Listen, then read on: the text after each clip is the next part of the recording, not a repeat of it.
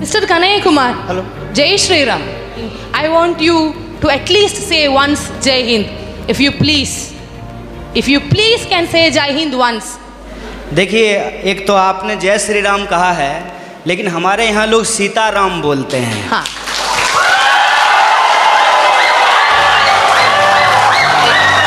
सीताराम।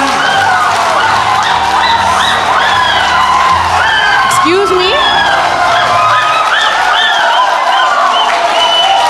आप लोग सीताराम भी बोलो, ये लोग इन खिलाफ जिंदाबाद बोलेगा, पर मेरा एक ही क्वेश्चन है आपके पास। Dear sir, A few minutes before you have मैं आपके दूसरे सवाल का जवाब दे देता हूँ। नहीं, मुझे नहीं चाहिए आपका जवाब। ये सीताराम जय श्री राम का कोई फर्क कोई पड़ता है तो मेरा जवाब की जवाब नहीं। And one small question, sir. You were saying about emotional politics regarding people thinking emotionally you are strong, so emotionally masses control. Yes, sir, we are emotional people. Why don't you stand for one nation? Why don't you stand for one student power? Why don't you represent one? Why don't you represent one India? Why don't you represent one unity? आपका जो सवाल है कि आप एक का समर्थन क्यों नहीं करते हैं। देखिए, बात यह है कि मेरी पैदाइश ही दो लोगों के मिलने से हुई है। मेरे माँ बाप की शादी नहीं होती तो हम पैदा नहीं होते। मेरे माँ और बाप दो लोगों की शादी हुई और ऑब्वियसली शादी होने के बाद जो वो किए होंगे उसके चलते हम पैदा हुए हैं, तो उसमें दो लोग मिले हैं। रही बात कि वन नेशन का क्यों नहीं सपोर्ट करते हैं, तो नेशन तो वन ही है, भारत एक है, इसमें कोई डाउट नहीं है। लेकिन इस एक भारत को रिप्रेजेंट करने वाला जो एक संविधान है उसमें 300 से ज़्यादा आर्टिकल हैं, मोर देन 300 आर्टिकल्स हैं उस एक कॉन्स्टिट्यूशन में। और जो आप कह रहे हैं कि वन नेशन, उस वन नेशन को रिप्रेजेंट करने के लिए जो एक पार्लियामेंट है उसमें भी दो सदन हैं, लोकसभा और राज्यसभा, और उसमें से जो चुन करके लोग जाते हैं उसमें भी कोई एक लोग नहीं जाते हैं, उसमें 545 मेंबर्स जा कर के पहुँचते हैं। तो हमारा जो वननेस है वो वननेस एक्चुअली डाइवर्सिटी को रिप्रेजेंट करता है, उसमें डाइवर्सिटी है। और आपने जो सवाल पूछा जय श्री राम आप बोलिए, ये आपकी आज़ादी है, आप जय श्री राम बोलिए, जय हनुमान बोलिए, आपको जो बोलना है बोलिए, क्योंकि इस बात को बोलने की इजाज़त हमको हमारा संविधान देता है। इसीलिए मैं आपसे ये आग्रह करूँगा कि आप कभी कभी उस संविधान की भी जय बोलिए जो आपको बोलने की आज़ादी देता है। और रही बात मेरी, तो मैं आपको बता दूं, मेरा तो जन्म ही मिथिला में हुआ है। मेरा जो घर है वो घर जिस डिस्ट्रिक्ट से मैं आता हूं उसका नाम बेगूसराय है और वो मिथिला में होता है। अगर आप मेरे यहाँ आएंगे तो आपको बड़ी आश्चर्य लगेगी।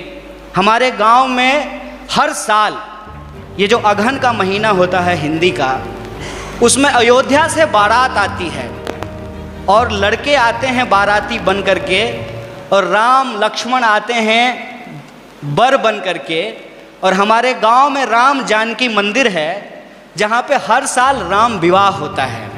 और मैं मज़ेदार बात आपको बताता हूं, मिथिला के जो लोग होते हैं वो राम जी को गाली देते हैं। पता है क्यों? क्योंकि मिथिला राम जी का ससुराल है और इस लिहाज से वो राम जी का को मजाक करते हैं। हमारी संस्कृति में जब शादी ब्याह होता है तो जो बारात आती है तो बारातियों को सारातियों के द्वारा गालियां सुनाई जाती है, उनको गालियां दिया जाता है। जब आप हमारे यहाँ आएंगे तो आपको बड़ा आश्चर्य लगेगा कि राम जो भगवान हैं उनको स्वागत में लोग गालियां दे रहे हैं। ये हमारा ट्रेडिशन है। और हम जिस संस्कृति जिस कल्चर में पले बढ़े हैं वहाँ कभी भी किसी भी भगवान को अकेले नहीं याद किया जाता है। आपने कहा ना वननेस, उनको अकेले नहीं याद किया जाता है। हमेशा राम को सीता के साथ और राधा को कृष्ण के साथ याद किया जाता है। ये हमारी परंपरा रही है। ये बड़ी आश्चर्य की बात है कि आप यूथ हैं और जो है मैं तो पीएचडी कर लिया और मैं उम्मीद करता हूँ कि आप भी पीएचडी कर पाएँ। और अगर आप पीएचडी करें तो मेरा आपसे ये आग्रह होगा कि आप इस देश में जितने रामायण लिखे गए हैं, कम से कम उन रामायणों पे ही आप पीएचडी कर लीजिए। और मैं आपको बताता हूं कि हिंदुस्तान में कम से कम 300 से ज़्यादा रामायण लिखे गए हैं, मोर देन 300। और मैं एक बार हिमाचल गया था। हिमाचल में त्रिलोकनाथ की मंदिर है। मैं आपको कहता हूं इस देश को घूमिए। यह देश इतना शानदार है कि आप इसकी कल्पना नहीं कर सकते हैं। और आपको कई बार अपने आप को छोटा और तुच्छ महसूस होगा कि हम कितना तुच्छ हैं इस देश के सामने। जब आप त्रिलोकनाथ मंदिर जाएंगे तो त्रिलोकनाथ मंदिर में भगवान बुद्ध की मूर्ति है और भगवान बुद्ध की मूर्ति के ऊपर भगवान शिव का मूर्ति बनाया गया है, सर के ऊपर बनाया गया है। और उस मंदिर में पहले हिंदू साधु आते हैं जो प्रार्थना करते हैं, उसके बाद बुद्धिस्ट मोंक आते हैं जो वहाँ जाकर के परिक्रमा करते हैं। ये हिंदुस्तान की खासियत है। ये हिंदुस्तान की खासियत है कि वहाँ जो लाहौल, मैं उस ज़िले की बात कर रहा हूँ और मैं फैक्चुअली अगर गलत होऊंगा तो आप मुझे करेक्ट कीजिएगा। लाहौल ज़िले में जहाँ ये मंदिर है, वहाँ की जो भाषा है लाहौली, वहाँ का जो रामायण है जो लाहौली भाषा में लिखी गई है, उस रामायण में सीता का अपहरण रावण नहीं करते हैं, बल्कि रावण सीता के पिताजी हैं। उस रामायण के हिसाब से सीता एक्चुअली रावण की बेटी है लाहौली रामायण के हिसाब से, और राम ने प्रेम विवाह करके सीता से शादी कर ली, इसलिए रावण और राम का युद्ध होता है। ये हिंदुस्तान की खासियत है। देखिए, आई डोंट नो कि आपको किसने और क्यों दिमाग में इन चीज़ों को डाला है, लेकिन मैं आपको कहता हूँ कि इस देश में जो लोग पैदा हुए हैं उनके लिए इससे ज़्यादा गौरव की बात नहीं हो सकती है। अगर आप हिमाचल जाएंगे तो आपको महसूस होगा कि आप स्विट्ज़रलैंड में हैं, और अगर आप मैंगलोर और गोवा के बीच पे सोएंगे तो आपको लगेगा जैसे मियामी के बीच पे लेटे हुए हैं।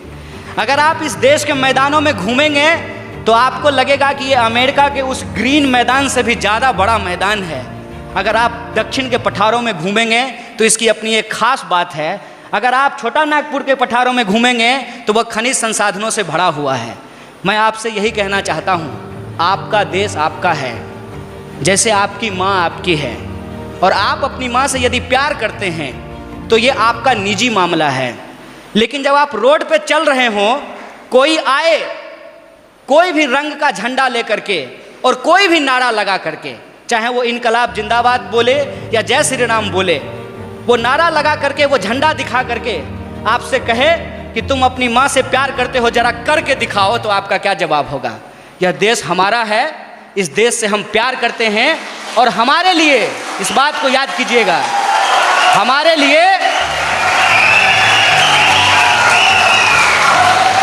लिए प्यार नुमाइश की चीज़ नहीं है। हम प्रेम करते हैं और अपने दिलों में लेकर के घूमते हैं। बहुत बहुत शुक्रिया, बहुत बहुत धन्यवाद। आप सभी को विश्व रत्न महामानव डॉक्टर बाबा साहब अम्बेडकर